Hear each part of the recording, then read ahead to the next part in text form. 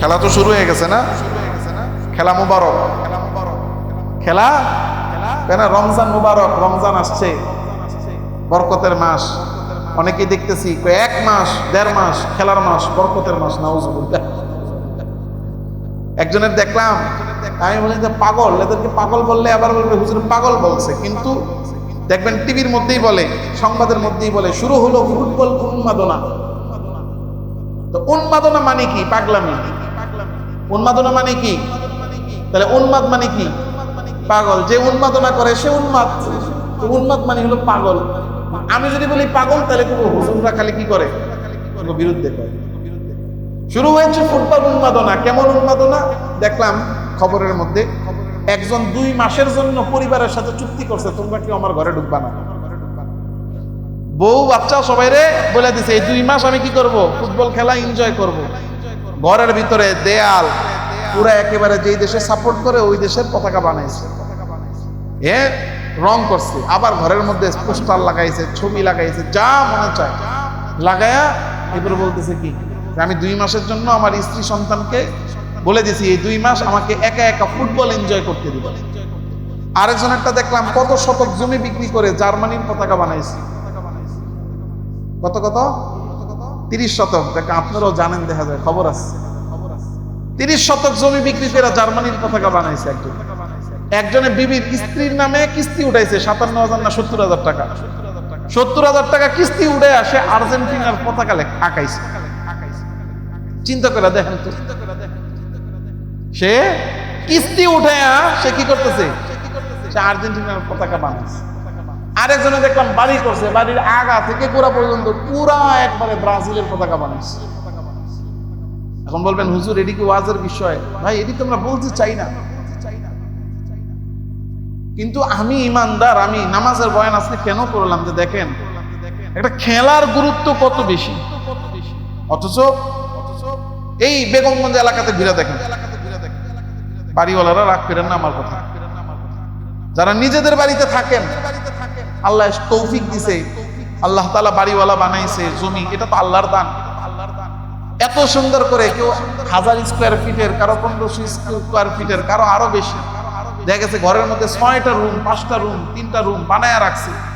হ্যাঁ, এক রুমে একা থাকে, 2 রুম করে রয়েছে, কিন্তু তার ঘরের মধ্যে নামাজ পড়ার মতো একটা জায়গা নেই। এত বড় একটা বিল্ডিং বানাইছে, সেই বিল্ডিং এর মধ্যে যে পুরো বিল্ডিং এর মানুষ, হয়তো মসজিদ একটু দূরে, বাসার নিচে আমি একটা রুম পরিমাণ জায়গা নামাজের জন্য দিই, সেই জায়গা নেই। আর এমন তো অনেকেই আছে যে বাড়িঘর করি আমরা 1 ইঞ্চি জায়গা ফাঁকা রাখি না। তো নিজে মারা যাওয়ার পরেও লাশটা গোসল দিতে হয় মসজিদে অথবা রাস্তা। আমি ইস্পাহানি ছিলাম কেরানীগঞ্জে, ছোট্ট একটা ঘটনা শুনে, রাস্তা দিয়ে বের হচ্ছি, মসজিদে জানাজা আসছে, দেখলাম বিশাল বড় বাড়ি, এই বাড়ির সামনেই রাস্তাতেই আপনার চাদর টানায়া এরপরে লাশ গোসল দিছে রাস্তায়। তা আমি এগুলো আমার চোখে লাগে, তা আমি মসজিদের খাদেমদেরকে রাখ দিয়ে যারা পুরান আছে তাদেরকে জিজ্ঞাসা করলাম ঘটনা কি, মারা গেল কে? হুজুর বাড়িওয়ালা মারা গেছে, কিন্তু গোসল দিল বাইরে। হুজুরের বাড়ির ভিতরে তো জায়গা নাই, গোসল দিব কোথা থেকে? তাহলে আমি যে মারা যাব, আমি মারা যাওয়ার পরে আমার লাশটা কোথায় রাখবে? সেই জায়গাটুকু পর্যন্ত আমরা রাখি, সেই জায়গাটুকু পর্যন্ত আমরা রাখি না। আমরা মৃত্যুকে এত ভুলে গেছি, আল্লাহকে এত ভুলে গেছি, দুনিয়াকে এমন গ্রহণ করছি, এমন ভাবে ধরছি। হ্যাঁ, আসলেই ওই যে কয় না উন্মাদনা, উন্মাদনা, আসলেই আমরা উন্মাদ, আমরা পাগল, আসলেই আমরা পাগল। নাইলে আসল ছেড়ে আমরা নকলের পিছনে কি দৌড়াইতেছি, কি দৌড়াইতেছি। আল্লাহর ভয়ও নাই, ভীতিও নাই, ভালোবাসাও নাই। দেখবেন ইয়াং জেনারেশন যারা আছে, আমি বললেও লাভ নাই, আমি যদি বলি ফুটবল খেলা কেউ দেখে না, লাভ নাই, যে দেখার সে দেখবে। কিন্তু এই যে উন্মাদনা, এই যে পাগলামি, এই পাগলামি আমি করি, আমার লাভ বলবে হুজুর এটা তো খেলা, আমরা শুধু খেলা সাপোর্ট করি। মেনে নিতাম ওটা যদি শুধু খেলাটা খেলার মধ্যেই থাকতো, কিন্তু খেলার জন্য যখন আপনি ওই যে 70,000 টাকা কিস্তি উঠায়া পতাকা বানান, আর 30 শতক জমি বিক্রি করে যখন কিনা কি করেন পতাকা বানান, আর পরিবারের ঘরের থেকে 2 মাসের জন্য বের করেন, তখন তো আর এটার কি খেলার সাপোর্টিং থাকে না, তখন এটা পাগলামি ছাড়া আর কিছু বাকি নেই। আল্লাহ আমাদের সবাইকে বুঝদান করেন।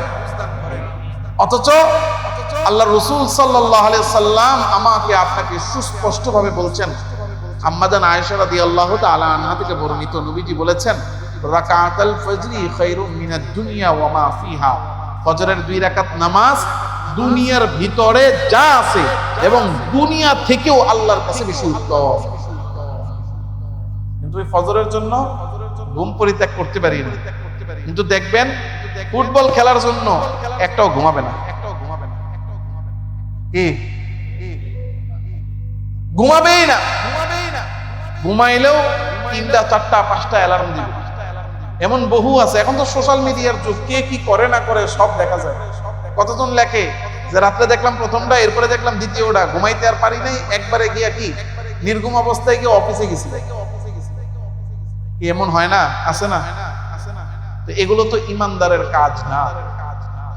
ইমানদারের কাজ তো আল্লাহ তাআলা রাব্বুল আলামিনের হুকুমের উপরে চলা। আমাদের জীবন তো আল্লাহ তাআলা রাব্বুল আলামিন সাজিয়ে দিয়েছেন। এজন্য 5 ওয়াক্ত নামাজ যথাযথভাবে আদায় করি, বিশেষভাবে গুরুত্ব দিয়ে ফজরের নামাজটা আমরা আদায় করার চেষ্টা করি। ফজরের নামাজ এমন এক নামাজ যে ফজর পড়বে সে আল্লাহর জিম্মায় থাকবে, যে ফজর পড়বে তার জন্য জান্নাতের সুসংবাদ, যে ফজর পড়বে সে আল্লাহর দিদার পাবে, যে ফজর পড়বে সে জাহান্নাম থেকে মুক্তি পাবে, যে ফজর পাবে আল্লাহ সারা দুনিয়ার চেয়ে বেশি কল্যাণ তাকে দান করবে। পারবো পড়তে ইনশাআল্লাহ। আল্লাহ আমাদের সবাইকে সব ধরনের নাফরমানি, মাসিয়াত, গুনাহ থেকে বেঁচে আল্লাহর হুকুম যথাযথভাবে পালন করার তৌফিক দান করেন। 5 ওয়াক্ত নামাজ জামাতের সাথে আল্লাহ আমাদেরকে গুরুত্ব দিয়ে আদায় করার তৌফিক দান করেন। Presents by Kuakata media centre. হক্কানি আলেমদের নিত্য নতুন ভিডিও পেতে আমাদের চ্যানেলটি সাবস্ক্রাইব করুন। কুয়াকাটা মিডিয়া সেন্টার, ইসলামিক বিনোদনের বিশ্বস্ত সঙ্গী।